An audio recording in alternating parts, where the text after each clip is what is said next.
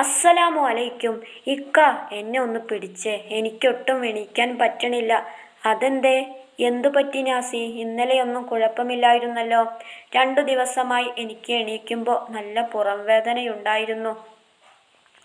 പനിക്ക് വല്ലതുമാവുമെന്നാ ഞാൻ കരുതിയെ. ഇതിപ്പോൾ എഴുന്നേൽക്കാൻ പോലും പറ്റാത്ത പോലെ വേദന കൂടിയിട്ടുണ്ട്. എന്നിട്ട് നീ പറഞ്ഞില്ലല്ലോ നാസി. അത്രക്കൊന്നുമില്ലായിരുന്നു. ഇന്ന് നല്ലോണം വേദനിക്കുന്നു. കണ്ണുകൾ നിറച്ചവളെ വാത്സല്യത്തോടെ നോക്കി അവൻ. പിന്നെ അവളെ പിടിച്ചു എഴുന്നേൽപ്പിച്ച് ബാത്റൂമിലേക്കാക്കി. തിരിച്ചിറങ്ങുമ്പോഴും അവൻ അവിടെ തന്നെ ഉണ്ടായിരുന്നു. ഞാനുമ്മാനോട് പറഞ്ഞിട്ടുണ്ട്. വാ, ഹോസ്പിറ്റലിൽ പോകാം. റെഡി ആയിക്കോ. വേണമെങ്കിൽ റെഡിയാവാൻ ഞാൻ സഹായിക്കാം. ബുദ്ധിമുട്ടൊന്നുമില്ല. അല്പം കുറുമ്പു നിറഞ്ഞ ചിരിയോടെ അവളെ നോക്കിയവൻ. വേണ്ട, ഞാൻ റെഡിയാവാം. സഹായം വേണ്ട. ഒന്നു പോ നാച്ചുക്ക. അവള് താളം ചവിട്ടി. അവനൊരു കള്ളച്ചിരിയാലെ പുറത്തേക്കിറങ്ങി. Token number 14. ഹായ്, ഇവിടുണ്ട് സിസ്റ്റർ. നാച്ചു ഇരുന്നിടത്ത് നിന്ന് എഴുന്നേറ്റു. ഇവരിറങ്ങുമ്പോൾ കയറണേ, സിസ്റ്റർ പറഞ്ഞുകൊണ്ട് കുറച്ച് ഫയലുമായി നടന്നുപോയി. വാ നാസി, അങ്ങോട്ട് നിൽക്കാം. അവളെ എഴുന്നേൽപ്പിച്ച് ഡോറിനരികിലേക്ക് നിന്നു. അകത്തെ പേഷ്യൻ്റ് ഇറങ്ങിയതും ഇരുവരും അകത്തേക്ക് കയറി. പറഞ്ഞോ നാസില, എന്താ വിശേഷം? ഹൃദ്യമായ ഒരു ചിരിയോടെ ഡോക്ടർ ചോദിച്ചു തുടങ്ങി. ഡോക്ടർ, 2 ദിവസമായി ഓൾക്ക് മേലൊക്കെ വേദന. പനിയുമൊന്നും ഇല്ല, എങ്കിലും പുറം വേദന നല്ലോണമുണ്ടെന്ന്. ഇന്നൊട്ടും എണീക്കാൻ വയ്യ ഓൾക്ക്. അവൾ പറയുന്നതിന് മുമ്പേ തനിക്കറിയുന്ന വിവരങ്ങൾ അവൻ ഡോക്ടറോട് പറഞ്ഞു തുടങ്ങി. ഡോക്ടർ ഒരു ചിരിയാലെ അവളെ നോക്കി. അവളും ഒരു പുഞ്ചിരി സമ്മാനിച്ചു. പറഞ്ഞ മോളെ, എന്ന് തൊട്ടാ ബോഡി പെയിൻ തുടങ്ങിയേ? ഇപ്പോൾ 2 ദിവസമായി വേദനയുണ്ട്. കിടന്നിട്ട് എഴുന്നേൽക്കാൻ കുറച്ച് പ്രയാസം തോന്നിയിരുന്നു. ഞാൻ ശ്രദ്ധിച്ചില്ല. ഇന്ന് രാവിലെ എഴുന്നേൽക്കാൻ പറ്റുന്നുണ്ടായില്ല. അത്രക്ക് വേദന തോന്നി രാവിലെ. എവിടാ മോളെ വേദന? ബാക്ക് പെയിൻ ആണോ? ഒന്ന് തിരിഞ്ഞിരുന്നേ. അവള് തിരിഞ്ഞതും അവളുടെ പുറംഭാഗം ചെറുതായി പ്രസ് ചെയ്തു നോക്കി ഡോക്ടർ. തൊടുമ്പോൾ അധികം വേദന തോന്നിയില്ല അവൾക്ക്. ഓക്കെ മോളെ, വിവാഹം കഴിഞ്ഞിട്ട് ഇപ്പോൾ എത്ര നാളായി? 6 മാസം. അവനാണ് അതിനുത്തരം നൽകിയത്. പീരിയഡ്സ് ഒക്കെ കറക്റ്റ് അല്ലേ? ലാസ്റ്റ് ഡേറ്റ് എന്നാ മോളെ? അത് 5-നായിരുന്നു. ഇന്ന് ഡേറ്റ് 15 ആയല്ലോ മോളെ. നമുക്കൊന്ന് ടെസ്റ്റ് ചെയ്ത് നോക്കാം. ബെഡിലോട്ട് കിടന്നോ.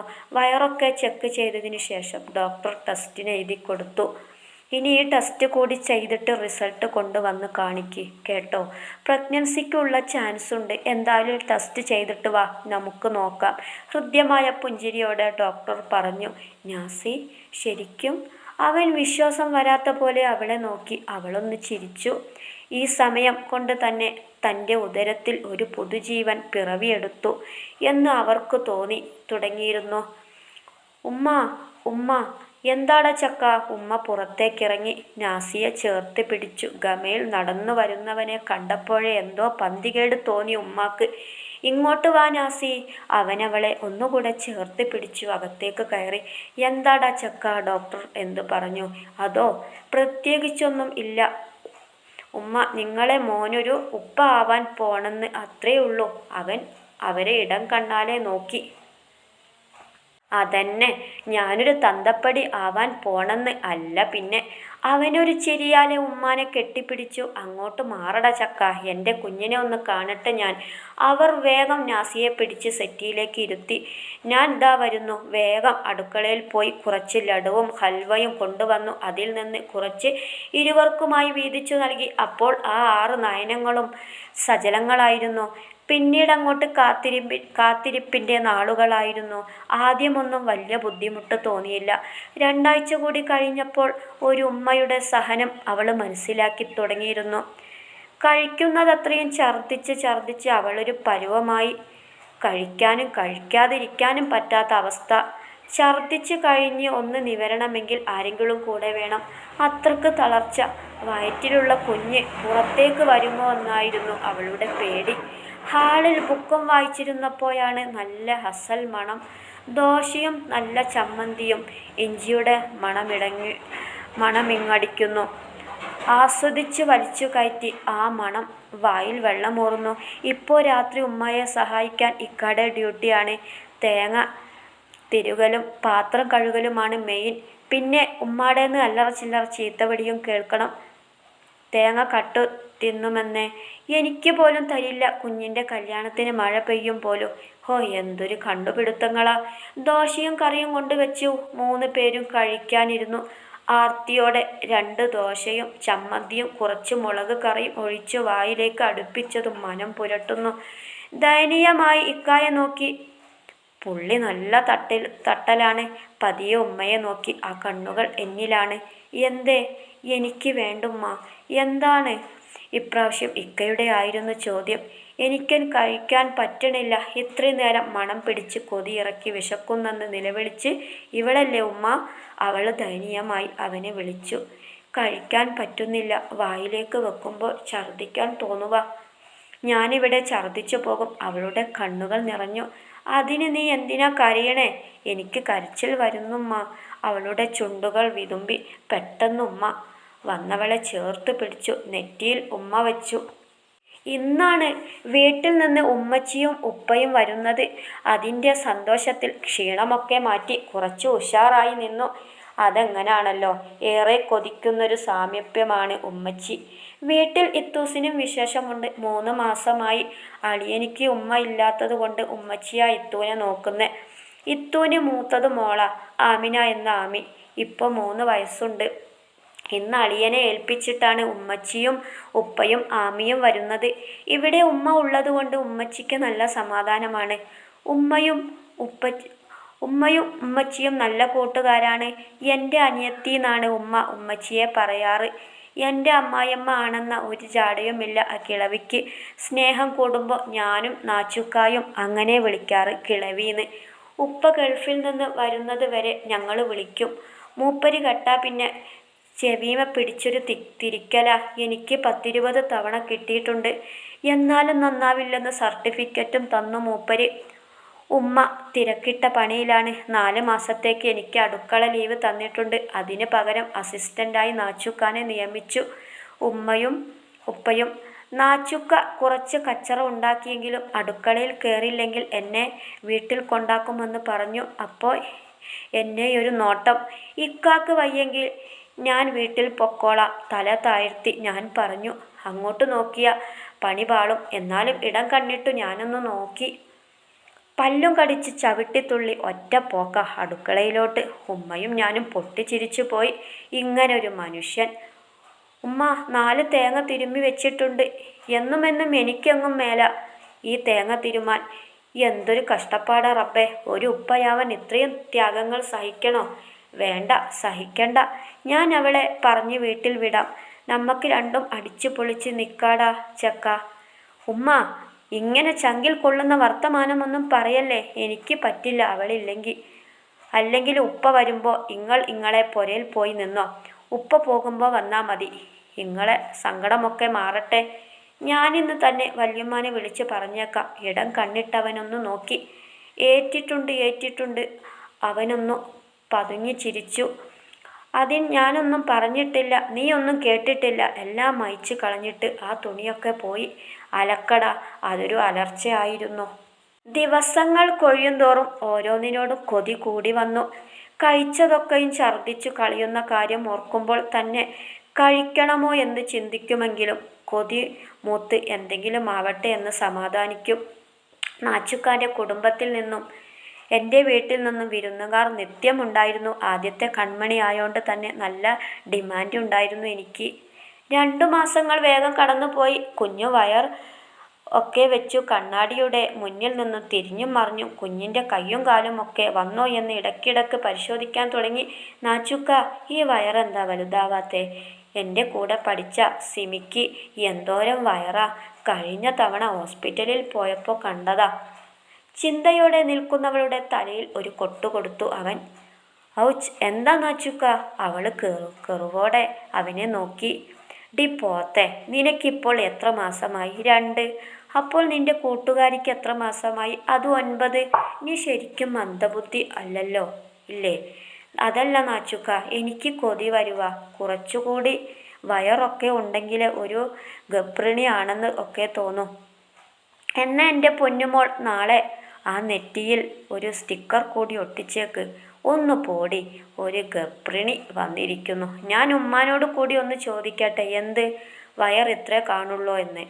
മറുപടി പറയാൻ ഗ്യാപ്പ് നൽകാതെ ഓനെയും പിടിച്ച് വലിച്ച് ഉമ്മാൻ്റെ റൂമിലെത്തി. ഉമ്മ, എന്താ എനിക്ക് വയറ് വെക്കാത്തെ? മാസം 2ആയി, ഒരനക്കവുമില്ല. അവൾ തൻ്റെ സംശയം ഉമ്മാനോട് ചോദിച്ചു. മുഖവുര ഏതും ഇല്ലാതെയുള്ള അവളുടെ ചോദ്യത്തിന് ആദ്യമൊന്നും കത്തിയില്ലെങ്കിലും പിന്നീടാണ് ഉമ്മാക്ക് കത്തിയത്. എൻ്റെ പൊന്നു മോളെ, ഇപ്പോഴൊന്നും അനങ്ങില്ലടി പെണ്ണെ. അതിന് 4 മാസമെങ്കിലും ആവണം. 3 മാസം കഴിയുമ്പോൾ കുറച്ച് വയറൊക്കെ ആവും. നീ പേടിക്കണ്ട, സമാധാനമായിട്ട് ഇരുന്നോ. എങ്കിലും അവളിൽ സംശയമാണ്. നാച്ചുക്ക, ഇന്ന് വരുമ്പോൾ ഒരു തയ്പ്പ് കൂടെ വാങ്ങി വരണം. എന്താ തേപ്പ്? ഈ തുണിയൊക്കെ അളവ് എടുക്കുന്ന ഈ നീളമുള്ളൊരു സാധനം. ഈ ടൈലർമാരുടെ കഴുത്തിൽ കിടക്കുന്ന കുറേ നമ്പർ ഒക്കെ ഉള്ള അറിയില്ലേ?